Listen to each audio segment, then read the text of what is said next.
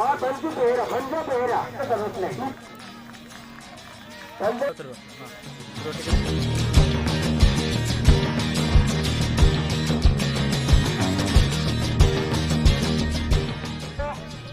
रुकने में कामयाब होंगे, लेकिन देखना होगा कौन सी कप्तानी का बाप जब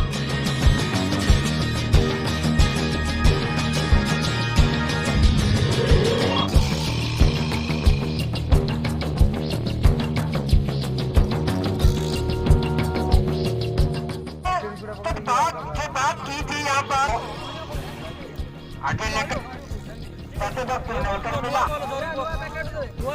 बल्ले पर तो मधुर आवाज आएगी उनकी।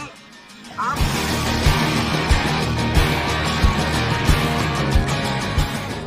मान की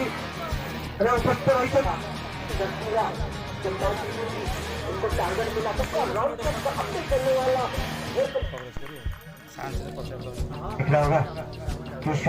बड़ा सा खेलने की कोशिश की, लेकिन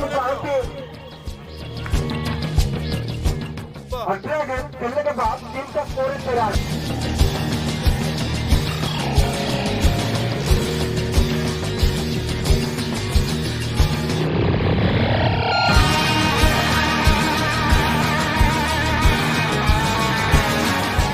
तो जो बारिश नहीं हुई तो कोई गिला दर्शक इस मैच का मजा लेते हुए